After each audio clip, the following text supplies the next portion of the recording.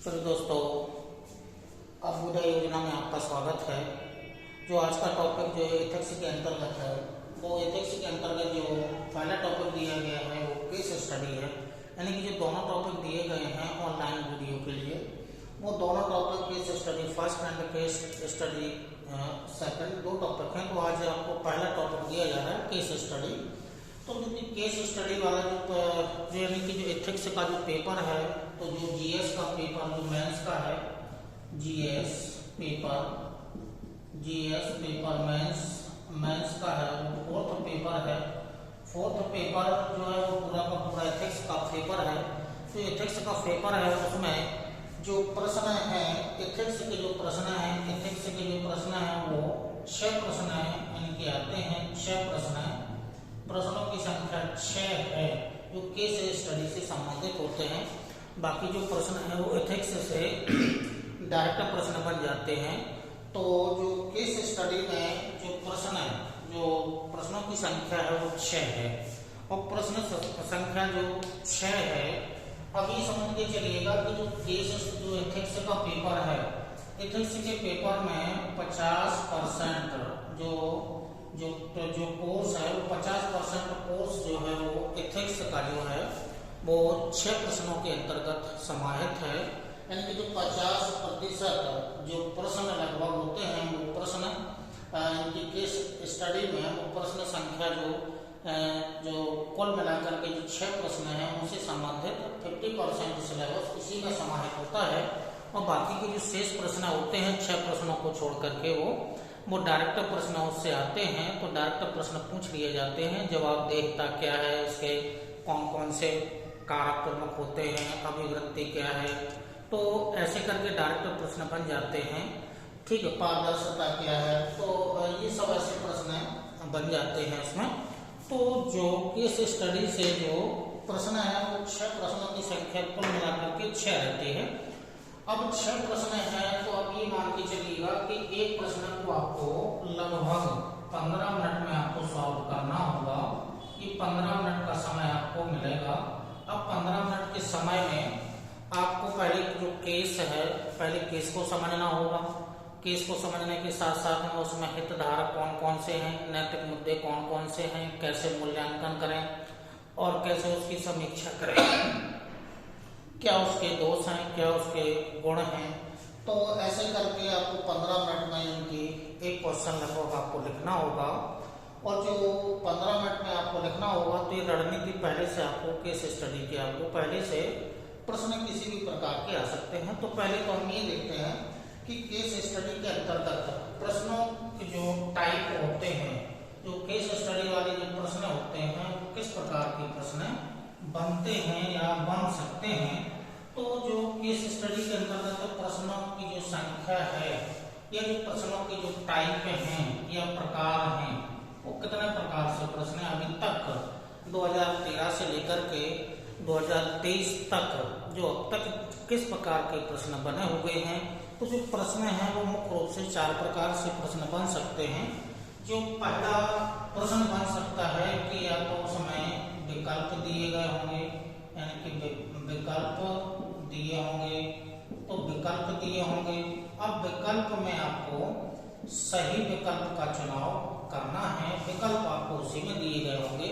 तो जो विकल्प वाले केस स्टडी दी गई होगी, तो चूंकि केस स्टडी का पूरा आपको पैराग्राफ दिया गया होगा, पैराग्राफ के नीचे ABCD 1 2 3 4 करके ऐसे प्रश्न दिए गए होंगे, तो वो आपके विकल्प दिए गए हों। और उन विकल्पों में वो जो विकल्प दिए गए होंगे उनमें से सभी विकल्पों को आपको लिखना है।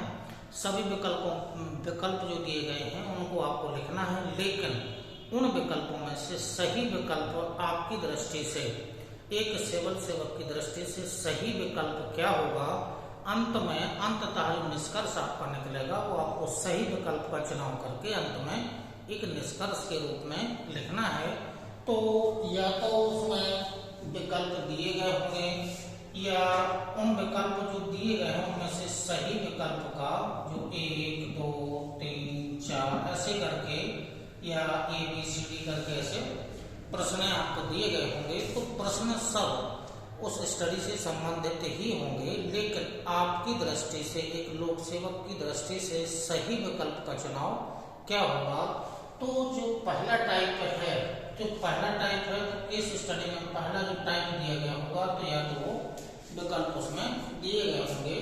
जैसे कि मान लीजिएगा कि एग्जाम्पल है वो 2013 में जो क्वेश्चन संख्या है, प्रश्न संख्या 1 है, वो प्रश्न संख्या 1 विकल्प पर आधारित था, और जो प्रश्न संख्या 1 था वो विकल्प पर आधारित था, और उसमें कंपनी से संबंधित एक केस स्टडी दी गई थी। कंपनी से संबंधित केस स्टडी है, तो जो कंपनी से संबंधित एक केस स्टडी है उसको थोड़ा सा आपको पढ़ करके सुना दे रहे हैं कि क्या था प्रश्न संख्या 1 था।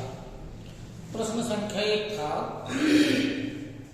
प्रश्न को पहले ध्यान से सुन लीजिएगा, बाकी के जो हम केस स्टडी डालेंगे वो आपको स्क्रीन पर आपको केस स्टडी डाल देंगे, क्वेश्चन किस प्रकार के पूछे गए हैं वो डाल दिए जाएंगे, बाकी को आपको कैसे आपको इसमें से हितधारक समूह निकालेंगे, कौन कौन से विकल्प चुनेंगे और क्या क्या नैतिक मुद्दे होंगे, और फिर सही निष्कर्ष के साथ आपको उत्तर लिखना है।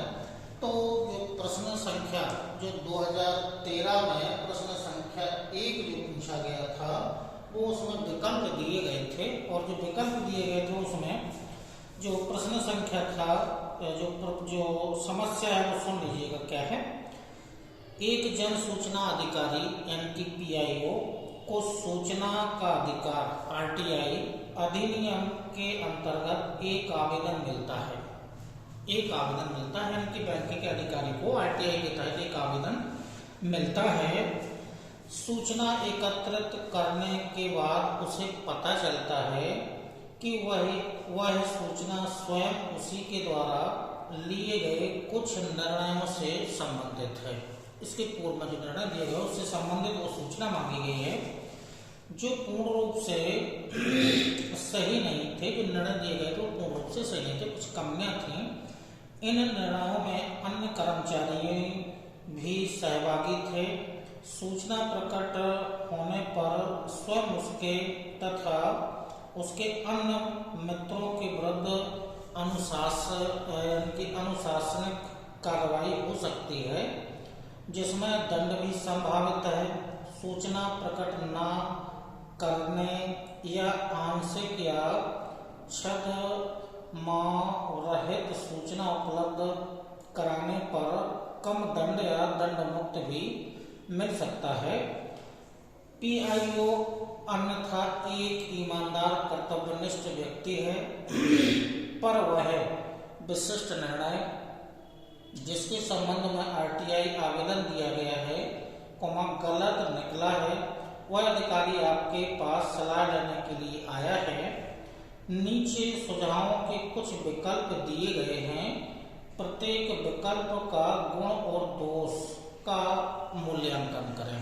गुण और दोष का मूल्यांकन करना है, यानी कि आपके अनुसार, एक सिविल सेवा के अनुसार उसके गुण क्या हैं और उसमें दोष क्या हैं, ये गुण और दोष का मूल्यांकन करना है। प्रश्न नंबर 1 है। अब प्रश्न जो दिए गए हैं वो देखिएगा क्या दिए गए हैं। प्रश्न नंबर 1 है, PIO इस मामले को अपने ज्येष्ठ अधिकारियों को उसकी सलाह के लिए संदर्भित करे और कड़ी कार्रवाई से उसी के अनुसार कार्यवाही करे, चाहे वह स्वयं उस सलाह से पूर्णतः सहमत ना हो। विकल्प 1 दिया गया, इसके बारे में आपको लिखना है।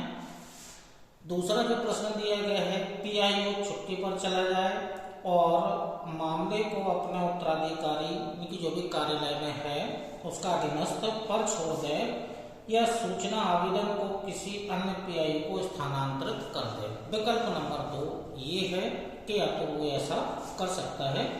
विकल्प नंबर जो 3 है,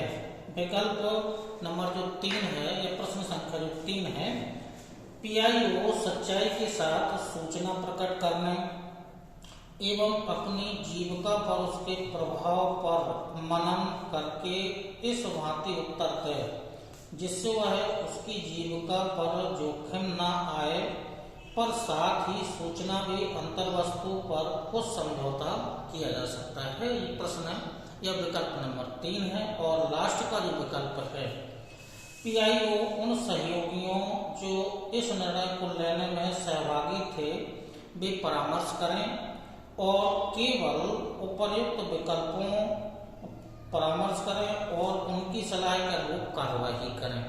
ये 4 विकल्प दिए गए हैं।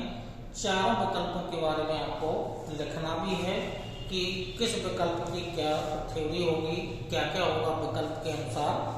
और लास्ट में उपयुक्त विकल्प जो 4 दिए गए उनमें से सबसे अच्छा आपकी दृष्टि से कौन सा है, एक सिविल सेवक की दृष्टि से सबसे अच्छा विकल्प कौन सा है जो आप पीआईओ को आप एक सलाह के रूप में दे सकते हैं। तो जो प्रश्न संख्या जो 1 है जो 2013 में पूछा गया था प्रश्न, तो विकल्प पर आधारित था। विकल्प में गुण और दोष के साथ लिखना है और अंत में जो निष्कर्ष आपको लिखना है कि वो उनकी आपकी दृष्टि से, एक सलाहकार की दृष्टि से, सिविल सेवक की दृष्टि से सही क्या आप पीआईओ के रूप में या पीआईओ को करना चाहिए। तो ये पहला प्रकार है। जो टाइप है वो विकल्प दिए गए होंगे तो उसमें आपको लिखना है।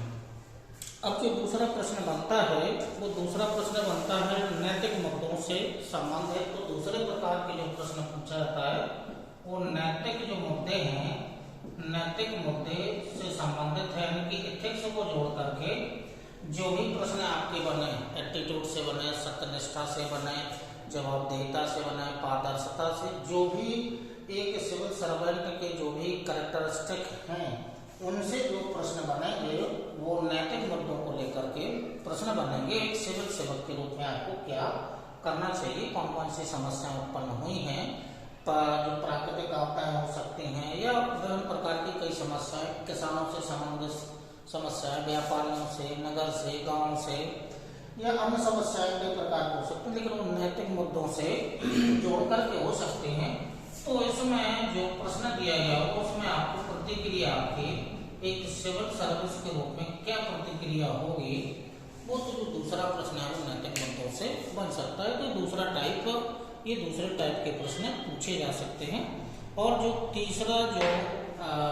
तीसरे प्रकार के प्रश्न बन सकते हैं वो समस्याओं से लेकर होता है, वो समस्याओं से संबंधित प्रश्न बन सकते हैं। विभिन्न प्रकार की समस्याएं हो सकती हैं, आपदा, विभिन्न प्रकार की आपदाएं हैं, ये अचानक होने वाली प्राकृतिक आपदाएं हैं, कहीं बाढ़, कहीं सूखा, कहीं ओलावृष्टि।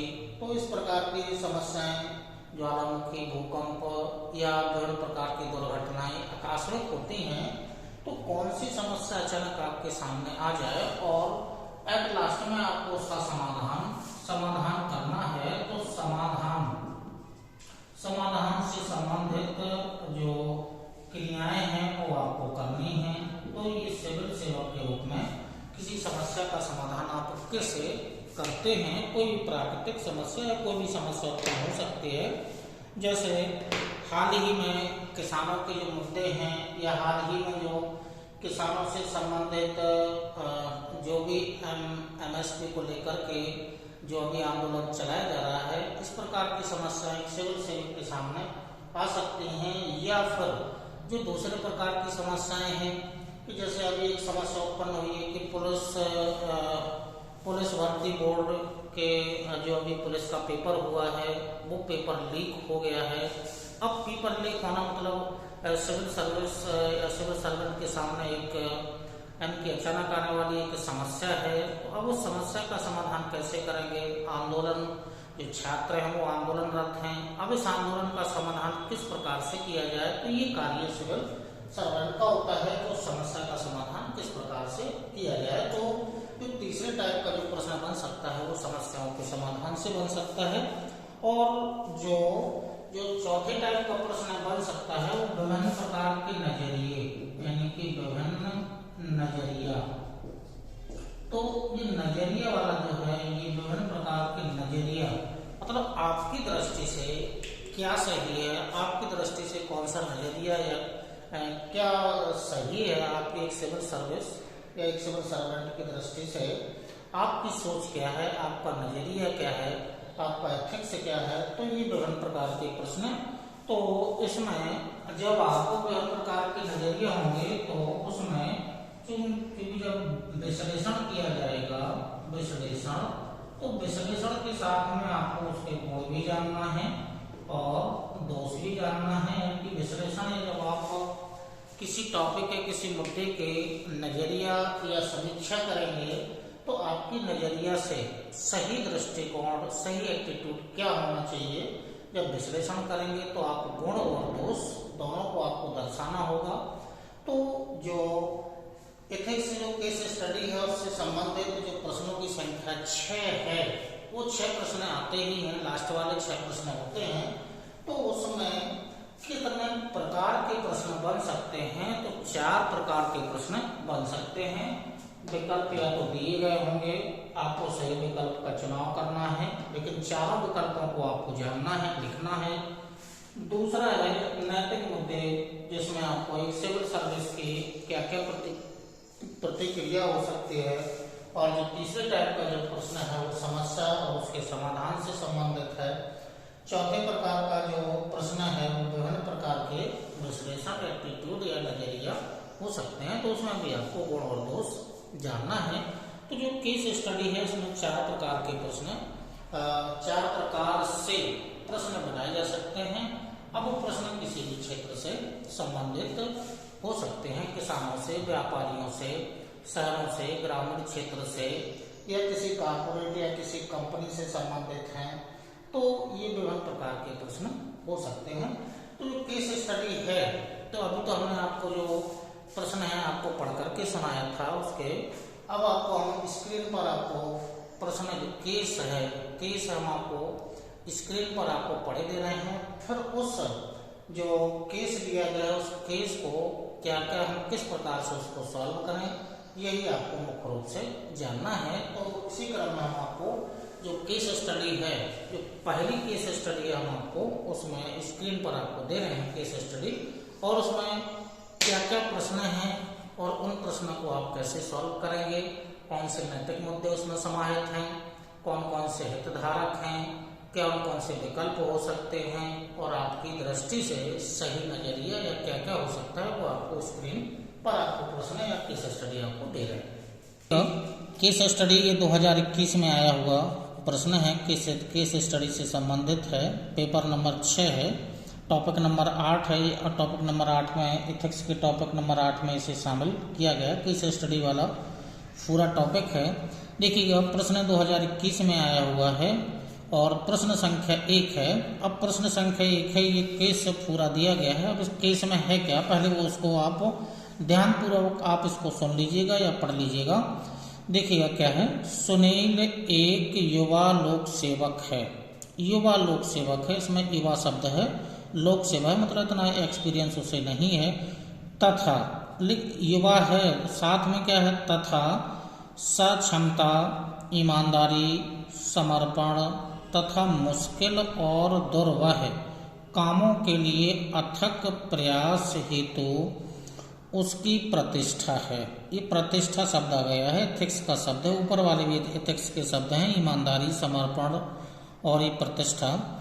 उसकी प्रोफाइल को देखते हुए उसके अधिकारियों ने उसे एक बहुत ही चुनौतीपूर्ण, ये शब्द है, चुनौतीपूर्ण और संवेदनशील कार्यभार को संभालने के लिए चुना था। उसे अवैध बालू खनन के लिए कुख्यात आदिवासी बहुल जिले में तैनात किया गया। नदी पट्टी से अनियंत्रित रूप से बालू उत्खनन करके ट्रकों से ढोकर उसको काला बाजार में बेचा जा रहा था। यह अवैध बालू खनन माफिया, स्थानीय कार्यकर्ताओं और आदिवासी बाहुबलियों के सहयोग से काम कर रहा था, जो बदले में चुनिंदा गरीब आदिवासियों को रिश्वत देते रहते थे तथा उनको डरा और धमका कर रखते थे। पैराग्राफ चेंज है। सुनील ने एक तेज और ऊर्जावान अधिकारी होने के नाते जमीनी हकीकत पहचान कर और माफिया के द्वारा कुटिल तथा संदिग्ध तंत्र के माध्यम से अपनाए गए उनके तौर तरीकों को तुरंत पकड़ लिया।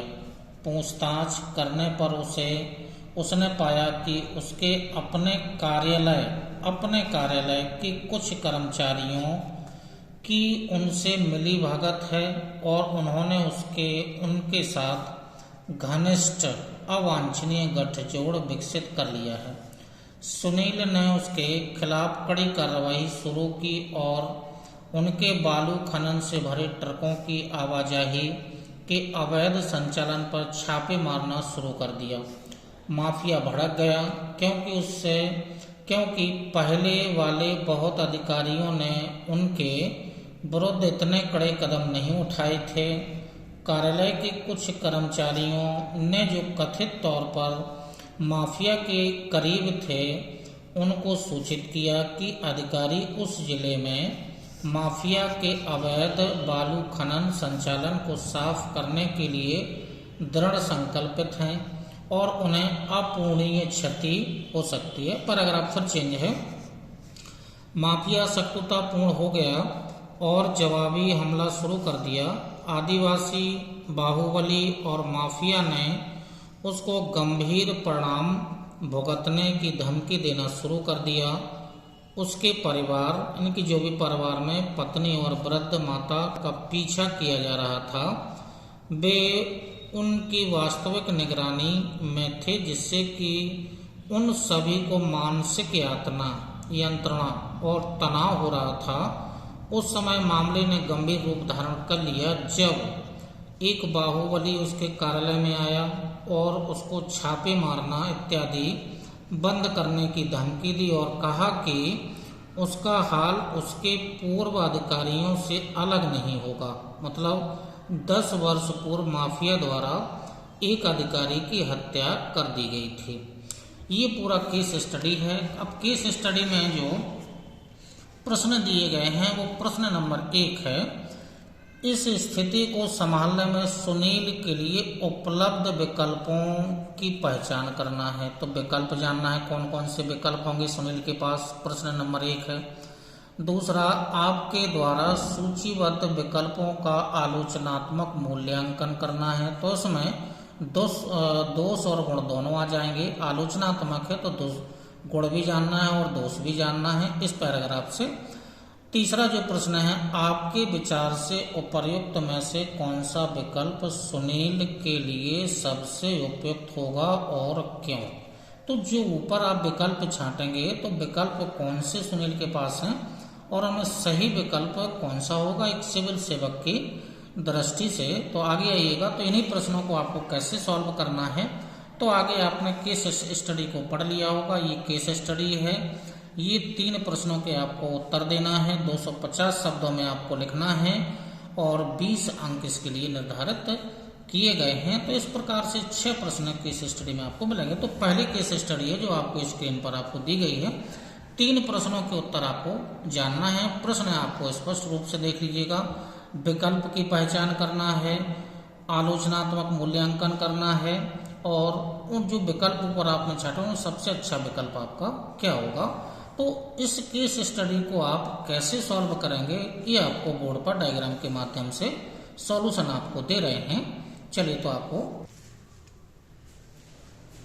हमने जो आपको केस स्टडी आपको स्क्रीन पर आपको दी है उससे संबंधित 3 प्रश्न हैं। एक सिविल सेवक है जो कि युवा है, ऊर्जावान है, वो अपने कार्य को ऊर्जा के साथ करना चाहता है और उसी क्रम में एक चूंकि माफिया है, माफिया अवैध बालू खनन का माफिया है, आदिवासी क्षेत्र है। तो अब ऐसी स्थिति में आप क्या निर्णय लेंगे एक एथिक्स की दृष्टि से एक सिविल सर्वेंट होने के नाते हैं। तो जो आपको केस स्टडी दी गई है इस केस स्टडी में पहले तो हमें ये जानना है कि इसमें कौन कौन से नैतिक मुद्दे हैं। तो जो प्रश्न संख्या 2021 का प्रश्न संख्या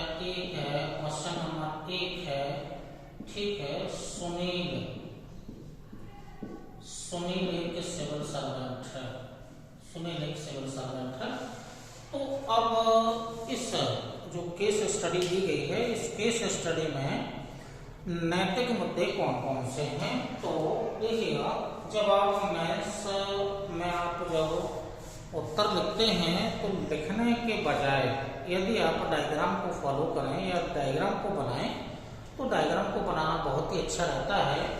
जैसे आप ऐसे कर सकते हैं कि इसमें जो नैतिक मुद्दे हैं, नैतिक मुद्दे कौन कौन से समाहित हैं, तो आप ऐसे करके आप डायग्राम को दे सकते हैं। आप केस स्टडी को पढ़िएगा और केस स्टडी को पढ़ने में कौन कौन से नैतिक मुद्दे आपको दिखाई दे रहे हैं या कौन कौन से उसमें नैतिक मुद्दे दिए गए हैं।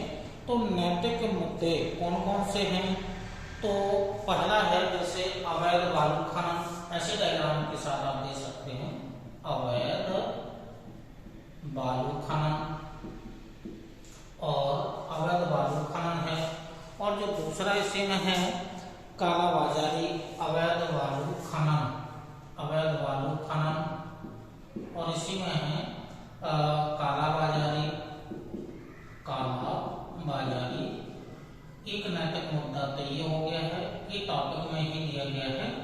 और जो दूसरा है इसी के अंतर्गत जो दूसरा जो नैतिक मुद्दा है वो है यानी कि स्थानीय सहयोग, क्योंकि आदिवासी क्षेत्र है तो स्थानीय जो स्थानीय सहयोग, और स्थानीय सहयोग एक प्रकार से उस माफिया के लिए एक बल है, एक आंतरिक बल है स्थानीय सहयोग। ये बहुत बड़ा बल होता है, यानी कि जो स्थानीय लोगों का सहयोग होता है ये किसी भूमाफिया के लिए एक बहुत बड़ा बल होता है। तो स्थानीय सहयोग क्योंकि भूमाफिया को है तो स्थानीय सहयोग इसमें नैतिक मुद्दा समाया हुआ है। आदिवासी क्षेत्र है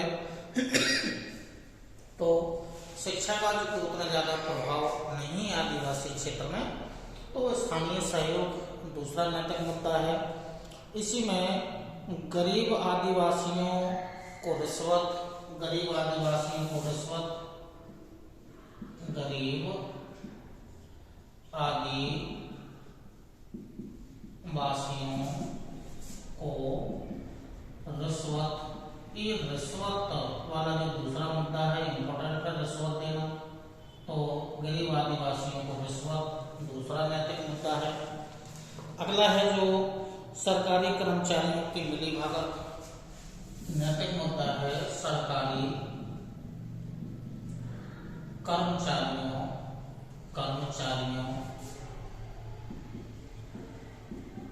कर्मचारियों की मिलीभगत, मिलीभगत इम्पोर्टेंट है।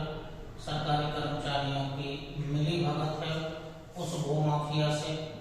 इसी के अंतर्गत जो अगला नैतिक मिलीभगत, जो अगला नैतिक मुद्दा है माफियाओं का हमला, माफियाओं का हमला, माफियाओं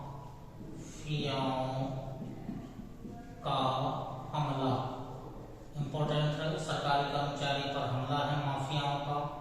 तो इसी के साथ जो अगला जो नैतिक मुद्दा दिया गया है स्टडी में, उसमें जो अगला नैतिक मुद्दा है सुनील के परिवार का पीछा करना, सुनील के परिवार का पीछा करना,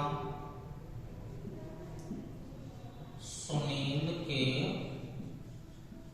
परिवार का पीछा करना, पीछा करना जिसमें उसकी पत्नी है, वृद्ध माता पिता हैं, तो उसके परिवार का पीछा करना। जो अगला इसी में जो नैतिक मुद्दा है, जो अगला नैतिक मुद्दा है सुनील को धमकी दिया जाना, सुनील को धमकी दी जा रही है तो सुनील को धमकी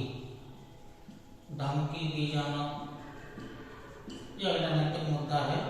इसी नैतिक मुद्दे के अंतर्गत जो अगला जो नैतिक मुद्दा जो केस स्टडी में समाहित है पूर्व कर्मचारियों की हत्या या पूर्व सरकारी कर्मचारी की हत्या, यानी कि पूर्व में कर्मचारी की हत्या, कर्मचारी की हत्या। ये तो जो नैतिक मुद्दे केस स्टडी में दिए गए हैं, इन नैतिक मुद्दे ये केस स्टडी में दिए गए हैं। तो जो अभी आपको स्क्रीन पर जो नैतिक जो केस स्टडी आपको दी गई थी, उसमें जो भी केस स्टडी है उसमें नैतिक मुद्दे ये समाहित हैं। अब ये नैतिक मुद्दे आपको लिखना है तो आप ऐसे डायग्राम बना करके आप लिख सकते हैं। तो जो भी आप जो प्रश्न का उत्तर देंगे तो ऐसे आप, चूंकि एथिक्स में आपको करना यही है कि ज़्यादा से ज़्यादा आप डायग्राम का प्रयोग करें।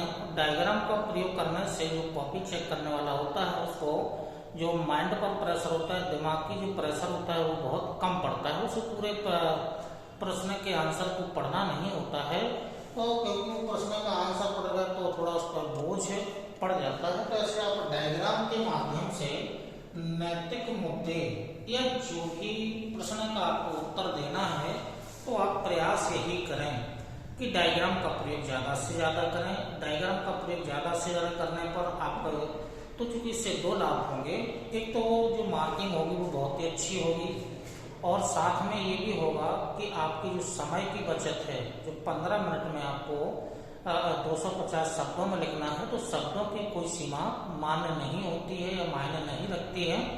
तो आप तो जितना से अच्छा लिखना चाहें, चाहे अधिक शब्दों में भी आप लिखना चाहें तब भी आप लिख सकते हैं। कोई गिनने की वहाँ पर जो कॉपी चेक करने वाला होता है वो शब्दों को गिनने का काम नहीं करता है। आपको कंटेंट आपने क्या दिए हैं, कैसे आपने आंसर को सजा करके लिखा है, कम शब्दों में या अधिक शब्दों में जैसे भी लिखा हो, लेकिन आपको चाहे एथिक्स का पेपर हो तो एथिक्स के पेपर में तो आपको डायग्राम का प्रयोग ज़्यादा से ज़्यादा, कोई भी प्रश्न हो, 6 प्रश्न हैं, 6 प्रश्नों में आपको डायग्राम जहाँ उचित हो, डायग्राम बन सकता हो तो आप डायग्राम बना करके प्रश्न का उत्तर आप दे सकते हैं। तो प्रयास यही करिएगा और कि हम ज़्यादा से ज़्यादा ऐसे डायग्राम का प्रयोग करें और ऐसे डायग्राम में का प्रयोग कर सकते हैं। तो आंसर जो प्रश्न का उत्तर जो आप लिखें उसमें मार्किंग अच्छी होगी। तो जो आपको केस स्टडी दी गई है उस केस स्टडी में जो नैतिक मुद्दे हैं, ये नैतिक मुद्दे उभर करके आ रहे हैं। अवैध बालू खनन और कालाबाजारी का कार्य चल रहा है उस आदिवासी क्षेत्र में, स्थानीय लोग उस माफिया को सहयोग दे रहे हैं, तो इसीलिए तो वो माफिया इतनी वृद्धि कर चुका है। गरीब आदिवासियों को रिश्वत देना है कि आदिवासियों जन सहयोग देगा तो आदिवासियों को कुछ ना कुछ वो देगा, तो एक रिश्वत के रूप में देना। सरकारी कर्मचारियों की मिलीभगत, तभी तो माफिया को प्रत्येक सूचना की जानकारी तुरंत हो जाती है। तो सरकारी कर्मचारियों की मिलीभगत है उस माफिया से, माफियाओं का हमला, क्योंकि इससे पूर्व उस व्यक्ति ने हमला करके इनकी सरकारी कर्मचारी की हत्या कर दी थी। तो माफिया का चूंकि अपने क्षेत्र में एक दबदबा के रूप में है, सुनील के परिवार का पीछा करना और सुनील को धमकी दी जाना, पूर्व में एक सरकारी कर्मचारी की हत्या कर दी गई थी, लेकिन जो सिविल सर्वेंट हैं इसके पूर्व के जो भी अधिकारी उन्होंने ऐसा कुछ कार्य नहीं किया। अब एक युवा मिला है, ऊर्जावान है, इसीलिए उसको ऐसे क्षेत्र में कार्य करने के लिए भेजा गया है। तो अब ये जो नैतिक मुद्दे हैं ये केस स्टडी में समाहित हैं, तो आप केस स्टडी में ऐसे नैतिक मुद्दों को आप शामिल कर सकते हैं। तो ये केस स्टडी में ये नैतिक मुद्दे सामने आ रहे हैं, तो आप ऐसे नैतिक मुद्दे आप ऐसे डायग्राम के माध्यम से दिखा सकते हैं। अब जो केस स्टडी दी गई है, इस केस स्टडी में कौन कौन से हित समूह हैं, अब कौन कौन से हित समूह जुड़े हुए हैं, तो अब एक हित समूह और लिखिएगा। तो हित समूह में भी आपको शॉर्ट रूप में आपको ऐसे डायग्राम बना करके यही दर्शा देना है कि कौन कौन से इनकी हित समूह हैं। तो आप चाहें तो हित समूह है, जो हित समूह है, हित समूह में आप ऐसे बना करके भी आप उसको दर्शा सकते हैं। तो हित समूह कौन कौन से केस स्टडी में समाहित हैं, तो हित समूह में एक तो सुनील जो है वो सिविल सर्वेंट हैं ही, तो एक तो इस केस में सिविल जो सर्वेंट है वो सुनील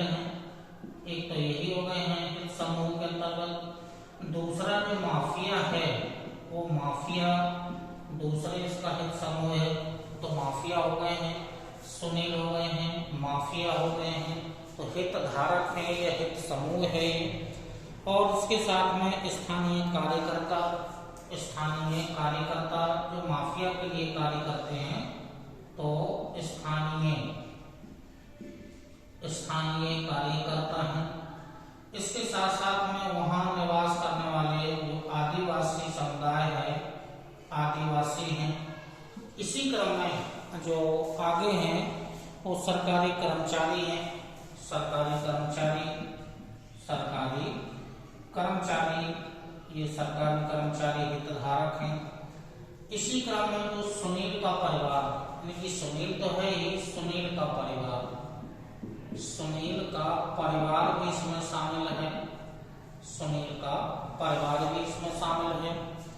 और सुनील का परिवार के साथ साथ में जो सरकार है, गवर्नमेंट तो इसमें शामिल रहेगी, तो सरकार भी इसमें शामिल है। तो ये हितधारक ये समूह है। तो केस स्टडी में दिए गए हैं, वो केस स्टडी में ऐसे करके ये हितधारक समूह है।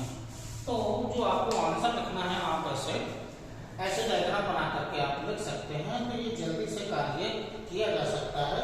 तो जो केस स्टडी में है उसमें सिविल सर्वेंट जो सुनील है, जो कि ऊर्जावान है, कर्मठशील, लगनशील है, कार्य करने की उसके पास क्षमता है। दूसरा माफिया, तो माफिया है तो माफिया ही है।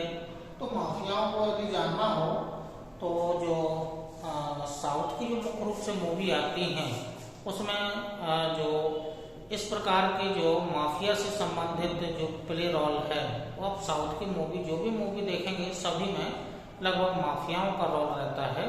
तो जो माफिया का रोल यदि आपको देखना है तो साउथ की जो मूवी हैं, जो दक्षिण भारत की जो मूवी हैं, उनमें से कोई भी आप मूवी देख लीजिएगा, सभी में माफियाओं का रोल रहेगा। तो माफिया का कैसा रोल रहता है, यदि आपको वो जानना हो कि माफिया क्या होता है, कैसे कार्य करता है, कैसा उसका गिरोह होता है, इन छोटी छोटी बातों को जानना है तो साउथ की मूवी कोई भी आप देख लीजिएगा। साथ में स्थानीय कार्यकर्ता हैं जो माफिया को सहयोग देते हैं। आदिवासी स्थानीय कार्यकर्ता जो माफिया को सहयोग देते हैं वो हैं। और बाकी के क्या है, आदिवासी समूह पूरा जिस क्षेत्र में सुनील की तैनाती की गई वो पूरा का पूरा क्षेत्र आदिवासी समूह है, पूरा का पूरा है, जनजातियों वाला क्षेत्र है। सरकारी कर्मचारी जो माफिया को सूचना देते हैं, माफिया की सहायता करते हैं, वो कर्मचारी है, सुनील के कार्यालय से संबंधित हैं। सुनील का परिवार है, ठीक है, जिसको सुनील को धमकी दी गई तो उसमें उसका परिवार शामिल है। तो सुनील को एक सरकारी सिविल लोक सेवक के रूप में कार्य करने के साथ साथ में अपने परिवार की सुरक्षा भी उसे करना है। और साथ में सरकार है, तो सरकार भी साथ में है। तो ये हितधारक समूह जो केस स्टडी दी गई है, इसमें हितधारक समूह होंगे। अब जो आपको ये तो केस स्टडी में ही समाहित हैं ऐसे, तो ये आप छोटे छोटे डायग्राम के माध्यम से इस पेज से 2 से 3 मिनट में आप ऐसे तो डायग्राम बना करके दे सकते हैं। अब क्या है कि जो अब आपको जानना है कि सुनील के पास विकल्प क्या है। अब ये विकल्प यानी कि जो उपलब्ध विकल्प हैं, विकल्प उपलब्ध सुनील के पास क्या क्या विकल्प हैं, अब ये विकल्प पर चर्चा करनी है। और विकल्प पर चर्चा, क्योंकि यही टॉपिक मुख्य है जो केस स्टडी है, उसमें विकल्प पर चर्चा करनी है। तो जो विकल्प ए है, तो पहले तो नहीं है, अब यहाँ से प्रश्न के उत्तर जो शुरू हो रहे हैं। जो प्रश्न संख्या 1 था, तो प्रश्न संख्या 1 या ए है, तो प्रश्न संख्या 1 यानी कि उपलब्ध विकल्प, ये प्रश्न संख्या 1 है, उपलब्ध विकल्प सुनील के पास कौन कौन से हैं। तो जब आप केस स्टडी को पढ़ेंगे और उसका अध्ययन करेंगे तो मुख्य रूप से जो विकल्प हैं वो 3 विकल्प मुख्य रूप से आपको निकलेंगे, उस केस स्टडी से निकलेंगे। या तो सुनील ऐसा कर सकता है कि अवैध खनन, जो कि विकल्प है, अवैध खनन को रुकवाना, दृढ़ संकल्प अवैध खनन का रुकवाना, क्योंकि ऊर्जावान व्यक्ति है, दृढ़ संकल्पित है, तो अवैध खनन को रुकवाना, अवैध खनन को रुकवाना, ये उसके पास विकल्प होगा। सुनील के पास विकल्प नंबर 1 होगा। अब कौन कौन से विकल्प निकल सकते हैं? अब जो विकल्प जो दूसरा या तो ये है कि सुनील निर्णय लेगा, वो अवैध खनन रुकवाने का कार्य करेगा। अब रुकवाने का कार्य करेगा तो बहुत सारी समस्याएं उत्पन्न हो रही हैं, लेकिन एक तो यही होगा कि सुनील अपने यानी कि निर्णय पर दृढ़ संकल्पित रहे कि अवैध खनन को रुकवाना ही है, कुछ भी चाहे हो जाए। तो एक तो विकल्प ये है इसके पास। दूसरा विकल्प ये हो सकता है कि सुनील ऐसा भी निर्णय ले सकता है कि माफिया का अवैध खनन रुकवाना, यानी कि वो जो माफिया है उसको खनन का कार्य करने से नहीं रोकना, ये भी उसके पास विकल्प हो सकता है। तो माफियाओं के खिलाफ कार्य करने से मना करना, एक विकल्प ये भी इसके साथ हो सकता है। माफियाओं के खिलाफ कार्य करने से मना करना, कार्य करने से मना करना। और साथ में ये है कि ट्रांसफर भी करवा सकता है, ट्रांसफर करवाना या ट्रांसफर करवा लेना, ये ट्रांसफर, ये उसके पास दूसरा विकल्प हो सकता है। और जो तीसरा विकल्प है कि अपने उच्च अधिकारियों को सूचना देना, उच्च अधिकारियों को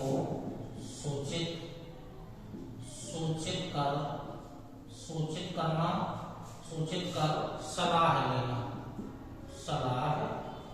लेना। ये विकल्प उसके पास 1 है, विकल्प 2 है, विकल्प 3 है। विकल्प सुनील ऐसा कार्य कर सकता है, तो विकल्प उसके पास 3 है।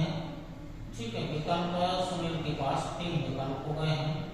अब इन्हीं विकल्पों को आपको देखना है। तो ये विकल्प निकले हैं। तो पैराग्राफ की स्टडी को पढ़ करके 3 विकल्प निकले हैं सुनील के सामने। विकल्प 1 है कि अवैध खनन को रुकवाना, एक सिविल सर्विस को जो कार्य दिया गया है अपने कार्य का निर्वहन करना। तो ये सुनील एथिक्स की दृष्टि से कार्य का ठीक निर्वहन करना, अपने कर्तव्य का निर्वहन करना, अपनी ड्यूटी को करना एक सिविल सर्वेंट का कार्य है। तो पहला तो यही होगा कि सुनील का मुख्य कार्य है अवैध खनन को या अवैध खनन का रुकवाना। अब क्या क्या परिस्थितियां बाद में बनती हैं माफिया के द्वारा वो बाद में देखेंगे, लेकिन मुख्य उसका जो उद्देश्य है वो अवैध खनन को रुकवाना है। सिविल सेवक है, अपना ड्यूटी निभा रहा है, तो उसे अवैध खनन को रुकवाना हुआ। एक विकल्प ये हो गया। दूसरा विकल्प है माफियाओं के खिलाफ कार्य करने से मना करना और ट्रांसफर करवाना।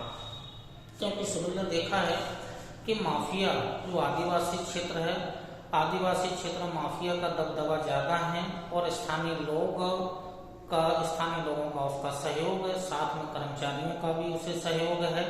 तो ऐसी स्थिति में और साथ में क्या कि भू माफिया के द्वारा इससे पूर्व एक कर्मचारी या सिविल सेवक की हत्या कर दी गई थी। तो वो चूंकि उस क्षेत्र में सभी को जानकारी है कि भू माफिया किस प्रकार का कृत्य किया है इससे पूर्व, तो इससे भी भय का माहौल भी है। तो स्थानीय लोगों का भय का माहौल भी है। तो ऐसा कार्य सुनील कर सकते हैं कि चलो वो कहेंगे ठीक है, हम इस क्षेत्र में कार्य नहीं करना है, भू माफिया के विरुद्ध किसी प्रकार का कोई कार्यवाही नहीं करेंगे और साथ में अपना ट्रांसफर किसी और दूसरे क्षेत्र में करवा लेंगे। तो ये सिविल सेवक की दृष्टि से जो पहला ऊपर वाला पॉइंट है तो इम्पोर्टेंट है, यानी कि सिविल सर्विस सेवक का काम भी है। लेकिन दूसरा है माफियाओं के खिलाफ कार्य करने से मना करना और साथ में ट्रांसफर करवा लेना। क्योंकि ये एक नैतिक एक सिविल सेवक की दृष्टि से ये कार्य थोड़ा उचित नहीं है, क्योंकि आप किसी भी क्षेत्र में जाएंगे आपको समस्याओं का समाधान तो करना है। आदिवासी क्षेत्र में माफियाओं का हमला है वो किसी दूसरे क्षेत्र में जाएंगे, किसी राजनेता का मिलेगा तीसरे क्षेत्र में जाएंगे, तो समस्याओं का समाधान करने के लिए ही आपकी नियुक्ति की गई है। तो आप उसे ट्रांसफर करवाते रहेंगे तो ऐसा कार्य उचित नहीं है। तो ये दूसरा पॉइंट जो विकल्प कमजोर लग रहा है, उच्च अधिकारियों को सूचित करना और सलाह देना, ये विकल्प हो सकता है कि जो एक सिविल सर्विस है अपने उच्च अधिकारियों से उनको सूचित करके ऐसी सलाह ले सकता है तो और उसके बाद फिर कार्य कर सकता है। तो यदि भूमाफिया है तो ऐसे क्षेत्र में जो पुलिस का फोर्स है उच्च अधिकारियों को सूचित करके, पुलिस फोर्स बुला करके, सेना लगा करके जो भी कार्य है उस माफिया को समाप्त करना ही मुख्य उद्देश्य होना चाहिए। और यही एक सिविल सेवक से एक सिविल सेवक से आशा भी यही रखी जाती है। तो ये तीन विकल्प सुनील के सामने हैं। तो अब इन तीन विकल्पों को आपको लिखना है। अवैध खनन रुकवाना है तो सुनील को कौन कौन से कार्य करना होंगे, मना कर दिया है तो क्या एथिक्स की दृष्टि से इम्पोर्टेंट है, उच्च अधिकारियों को सूचित कर दिया है, सलाह ली है, पुलिस बल भेज दिया गया है, या उच्च अधिकारी हैं वो अपने ऊपर वाले अधिकारियों से, सरकार से इस प्रकार की सलाह ले सकते हैं, तो ऐसे कार्य किया जा सकता है। तो जो पहले प्रश्न का जो उत्तर है वो है ये उपलब्ध विकल्प निकले हैं। तो इन विकल्पों को आपको थोड़ा सा इनके बारे में लिखना है, ठीक है। अगला जो होगा इसी क्रम में आगे जो दूसरे प्रश्न का उत्तर है, तो पहले प्रश्न का हो गया, दूसरे प्रश्न का इसी क्रम में दे रहे हैं। तो चलिए इसी क्रम में आपको दे रहे हैं। चलिए इसी क्रम में जो सुनील के पास तीन विकल्प, एक और विकल्प लिया जा सकता है उच्च अधिकारियों से सूचना लेकर के। चौथा विकल्प हो सकता है अतिरिक्त सुरक्षा बल तैनात करना, या अतिरिक्त सुरक्षा बल तैनात करना, ये भी एक चौथा विकल्प हो सकता है। अब जो प्रश्न संख्या, ये तो प्रश्न नंबर 1 है, प्रश्न नंबर जो 2 है, इन विकल्पों में से अब जो इसी का आएगा वो प्रश्न नंबर जो 2 आ जाएगा, यानी कि क्वेश्चन नंबर 2, यानी कि मूल्यांकन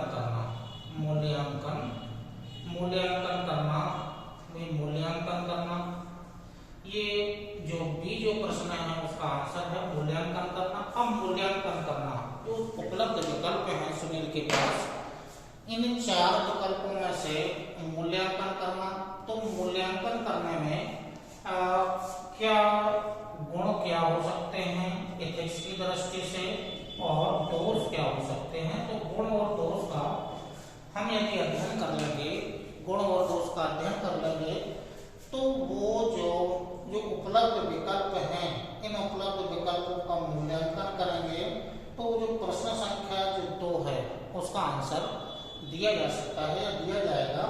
तो मूल्यांकन में गुण और दोष, अब मूल्यांकन में गुण और दोष 4 विकल्प दिए गए हैं। इन विकल्पों के आधार पर अवैध खनन का रुकवाना, ये अवैध खनन का रुकवाना यानी कि मूल्यांकन 1 में कौन कौन से गुण होंगे, तो अवैध खनन का रुकवाना यानी कि एक सिविल सर्वेंट है उसे अपनी ड्यूटी का कर्तव्य निभाना है, ये उसका गुण हो जाएगा। जो अवैध खनन को रुकवाने का कार्य होगा यानी कि मुख्य रूप से कर्तव्य है, उसका जो कर्तव्य है वो गुण हो गया है, यानी कि कर्तव्य है सिविल सर्वेंट का, ये उसका एक गुण हो गया है। तो सिविल सर्वेंट का गुण है कि उसे रुकवाना होगा। लेकिन साथ में ये दोष क्या हो सकता है, तो उसका कर्तव्य है। दोष क्या हो सकता है कि माफिया है, तो एक परिवार की सुरक्षा की दृष्टि से, यानी कि परिवार की सुरक्षा का दायित्व भी उसे, कर्तव्य भी पूरा करना है और अपने परिवार की सुरक्षा भी करना है। तो ये गुण और दोष करके अवैध खनन को रुकवाना, माफियाओं के खिलाफ कार्य करने से मना करना, तो ये जो पॉइंट है ये कमजोर है, क्योंकि ये सिविल सर्वेंट या लोक सेवक की दृष्टि से ये ठीक नहीं है। तो पहला जो ऑप्शन है वो अच्छा है, दूसरा कमजोर है। उच्च अधिकारियों को सूचित कर सलाह लेना और साथ में सलाह लेने के साथ साथ में अतिरिक्त सुरक्षा बल उस क्षेत्र में तैनात कर देना। तो गुण और दोष दोनों को लेकर के हम चलेंगे। जो उपलब्ध विकल्प समूह के पास हैं उसमें गुण और दोष लेकर के दोनों को चलेंगे। तो ये निश्चित है कि वो जो विकल्प है इस पर वो अपना कर्तव्य का निर्वहन कर सकेगा। अब जो विकल्प दिए गए हैं इन विकल्पों में से अब जो प्रश्न नंबर जो सी है, यानी कि जो सी है कि सबसे अच्छा, यानी कि सिविल सर्वेंट की दृष्टिकोण से अच्छा विकल्प, यानी कि अच्छा विकल्प कौन सा होगा? अच्छा विकल्प, तो अच्छा विकल्प कौन सा होगा एक सिविल सर्वेंट की दृष्टि से? आपकी दृष्टि से जब आप आंसर करेंगे तो आपकी दृष्टि से अच्छा विकल्प कौन सा होना चाहिए? तो जो अच्छा विकल्प है तो प्रश्न विकल्प नंबर 2 को छोड़ करके, क्योंकि ठीक नहीं है, तो जो अच्छा विकल्प है वो विकल्प नंबर 1 हो जाएगा, विकल्प नंबर 3 हो जाएगा, विकल्प नंबर 4 हो जाएगा। तो ये जो एट लास्ट में आपको निष्कर्ष के रूप में लिखना है कि जो अच्छा विकल्प है सुनील के लिए वो क्या हो सकता है। तो जो केस स्टडी वाला है प्रश्न 1 या प्रश्न 2 और प्रश्न 3, इनके जो प्रश्न 3 दिया था, आपके विचार से उपयुक्त में से कौन सा विकल्प सुनील के लिए सबसे अच्छा होगा और क्यों होगा? तो सबसे अच्छा विकल्प जो आपने चुना है, यानी कि विकल्प नंबर जो 1 है वो तो सबसे अच्छा है ही, लेकिन क्योंकि मूल्यांकन करने के बाद गुण दोष देने के बाद फिर आपको आंसर में, यानी कि लास्ट में विकल्प जो सी दिया गया है या जो क्वेश्चन नंबर जो तीसरा है सी है उसका आंसर देना है। तो एक मूल्यांकन करते हुए विकल्प नंबर 1, 2, 3 और 4 को आप सही ठहराते हुए आप अपने जो प्रश्न का उत्तर है उसको पूरा कर सकते हैं। तो आपको चूंकि 15 मिनट में 13 से 15 मिनट में आपको एक प्रश्न 250 शब्दों में लिखना है। तो आप डायग्राम के माध्यम से, जैसे इसके पूर्व में पहले हमने डायग्राम दिए हैं, उसके माध्यम से आप ऐसे प्रश्नों को एथिक्स के या केस स्टडी के प्रश्नों को आप सॉल्व कर सकते हैं। तो इस प्रकार के प्रश्न को सॉल्व करने का तरीका हमने आपको बता दिया है। तो जो आज जो क्वेश्चन नंबर 1 2021 में आया है, ये एक केस स्टडी आपको एक दिया गया है। इसी क्रम में जो आगे वाले जो केस स्टडी हैं जो एथिक्स से संबंधित हैं, एक लोक सेवक से संबंधित हैं, स्थानीय मुद्दे हैं, कृषि से संबंधित मुद्दे हैं, व्यापारियों कारपोरेट से संबंधित जो मुद्दे हैं, या जो प्राकृतिक आपदाएं उनसे संबंधित मुद्दे हैं, इनमें से जो नेक्स्ट जो केस स्टडी नंबर 2 होगा उसमें आपको कोई भी एक केस स्टडी किसी टॉपिक को लेकर के इसी प्रकार से आपको कैसे आपको प्रश्न का उत्तर आपको देना है। तो एक केस स्टडी वाले प्रश्न है। इस प्रश्न में जो हम आपको समझा रहे हैं तो आपको एक तरीका आपको दे रहे हैं कि ऐसे आप प्रश्न का उत्तर आप कम समय में और एक ऑथेंटिक जो आंसर है वो आप दे सकते हैं। और एग्जाम्पल अपनी दृष्टि से अपना एग्जाम्पल, तो इस प्रकार के प्रश्न सबके के जो आंसर होते हैं सभी के आंसर अलग अलग होते हैं, क्योंकि आपको निर्णय लेना है कि किस प्रकार का आप निर्णय लेंगे। तो सभी का निर्णय समान नहीं हो सकता है, कुछ भिन्नताएं हो सकती हैं। तो इस प्रकार के जो आंसर में सभी के आंसर एक से नहीं होते हैं। केस स्टडी सबकी चूंकि अलग अलग नजरिया, सबका दृष्टिकोण सबका अलग अलग हो सकता है। तो हम तो आपको केवल एक केस स्टडी का सॉल्यूशन दिया गया है। इसी क्रम में आगे जो दूसरा जो वीडियो आपको डाला जाएगा किस प्रकार का, कैसे उसका आंसर आपको देना है या देंगे, तो इसी क्रम में आगे भी आपको नेक्स्ट केस स्टडी के बारे में इसी क्रम में आपको दिया जाएगा। तब तक के लिए नमस्कार, धन्यवाद, जय। चलिए दोस्तों, जो आपके लिए पहला जो केस स्टडी दिया गया था उसका सॉल्यूशन हमने आपको दे दिया है। एक प्रश्न हम आपको स्क्रीन पर ही डाले दे रहे हैं, इसी में जोड़े रहे हैं। इस प्रश्न को आप कर करके देख लेना।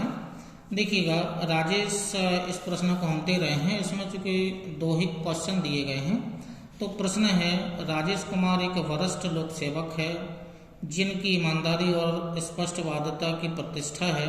आजकल वित्त मंत्रालय के बजट विभाग के प्रमुख हैं। तो यहाँ पर ये रहना, वित्त मंत्रालय के बजट विभाग के प्रमुख हैं। वर्तमान में उनका विभाग राज्यों को बजटीय सहायता की व्यवस्था करने में व्यस्त है, जिनमें से 4 राज्यों में इसी वित्तीय वर्ष में चुनाव होने वाले हैं। चुनाव भी साथ में है। इसी में दिया गया है, इस वर्ष के वार्षिक बजट ने राष्ट्रीय आवास योजना को 8300 करोड़ रुपए आवंटित किए थे। यह समाज के कमजोर समूह के लिए केंद्र प्रायोजित सामाजिक आवास योजना है। जून माह तक 775 करोड़ रुपए इसमें, जो कि राष्ट्रीय आवास योजना है, इसमें खर्च हेतु लिए गए हैं। निर्यात को बढ़ावा देने के लिए वाणिज्य मंत्रालय काफी समय से दक्षिणी राज्य में विशेष आर्थिक जोन स्थापन करने की पैरवी कर रहा है। केंद्र और राज्य के मध्य 2 वर्षों तक चली विस्तृत चर्चा के बाद अगस्त माह में केंद्रीय मंत्रिमंडल ने इस योजना की स्वीकृति प्रदान कर दी है। आवश्यक भूमि प्राप्त करने के लिए प्रक्रिया प्रारंभ कर दी है। 18 माह पूर्व एक उत्तरी राज्य में क्षेत्रीय गैस ग्रिड के लिए एक प्रमुख सार्वजनिक क्षेत्र की इकाई ने विशाल गैस प्रसंस्करण संयंत्र स्थापित करने की आवश्यकता बताई थी। सार्वजनिक क्षेत्र की इकाई के पास आवश्यक भूमि पहले से है। राष्ट्रीय ऊर्जा सुरक्षा व्यूहचक्र में यह गैस ग्रिड एक अनिवार्य घटक है। वैश्विक बोली यानी कि ग्लोबल वेल्डिंग के 3 चरणों के बाद इस योजना को एक बहुराष्ट्रीय messrs and Y Z hydrocarbon को आवंटित किया गया। दिसंबर में इस बहुराष्ट्रीय उद्योग को भुगतान की पहली किस्त देना निर्धारित है। इन दो विकास योजनाओं को समय से 6000 करोड़ की अतिरिक्त राशि आवंटित करने के लिए वित्त मंत्रालय को कहा गया। यह निर्णय लिया गया कि पूरी राशि राष्ट्रीय जो आवास योजना है में आवंटित में से पुनर्विनियोजित करने की संस्तुति की जाए। फाइल को समीक्षा और अग्रिम कार्रवाई के लिए बजट विभाग में प्रेषित कर दिया गया। फाइल का अध्ययन करने पर राजेश कुमार को यह आभास हुआ कि पुनर्विनियोजित करने से राष्ट्रीय आवास योजना को क्रियान्वित करने में अत्यधिक विलंब हो सकता है। वरिष्ठ राजनेताओं के द्वारा आयोजित सभाओं में इस योजना को काफी चर्चा हुई थी। दूसरी ओर वित्त की अनुपलब्धता से जो आर्थिक जो क्षेत्र है, यानी कि विशेष आर्थिक जोन है SEZ में वित्तीय क्षति हो गई। अंतर्राष्ट्रीय योजना में विलंबित भुगतान से राष्ट्रीय शर्मिंदगी भी। लास्ट में है, राजेश कुमार ने इस प्रसंग पर अपने वरिष्ठ अधिकारियों के साथ विचार विमर्श किया। उन्हें बताया कि राजनीतिक रूप से इस संवेदनशील स्थिति पर तुरंत कार्रवाई होनी चाहिए। राजेश कुमार ने महसूस किया कि जो राष्ट्रीय आवास योजना से राशि के विपणन पर सरकार के लिए संसद में कठिन प्रश्न खड़े हो सकते हैं। ये आपको केस स्टडी दी गई है। इस संदर्भ में अब विवेचना करना है। प्रश्न नंबर 1 है, कल्याणकारी योजना से विकास योजना में राशि के पुनर्नियोजित में निहित नीतिपरक मुद्दे कौन कौन से हैं। नीतिपरक मुद्दे यानी कि जो नैतिक मुद्दे हैं वो कौन कौन से हैं, पैराग्राफ से आपको देखना है या किस स्टडी से देखना है। दूसरा जो प्रश्न है, सार्वजनिक राशि के उचित उपयोग की आवश्यकता को ध्यान में रखते हुए राजेश कुमार के समक्ष उपलब्ध विकल्पों का विवेचन कीजिए। पद त्याग योग्य विकल्प है तो पद त्याग एक योग्य विकल्प नहीं होता, लेकिन जो उपलब्ध विकल्प कौन कौन से हो सकते हैं ये आपको इस पैराग्राफ में से छांटना है, यानी कि जो कि इस स्टडी दी गई है इसमें से आपको छांटना है। तो ये कार्य आपके लिए होमवर्क में होगा, ऐसा कार्य आप कर सकते हैं, ये होमवर्क में आपको कार्य होगा। आगे जो दूसरा वीडियो आपको दिया जाएगा उसमें जो अन्य जो केस स्टडी है उससे संबंधित सॉल्यूशन कैसे आप सॉल्व करेंगे वो आपको देखना है। तो इस पैराग्राफ इस केस स्टडी से आपको इन 2 प्रश्नों के उत्तर देना है। ठीक है, अगली वीडियो के लिए इंतजार करें। नमस्कार, धन्यवाद, जय हिंद।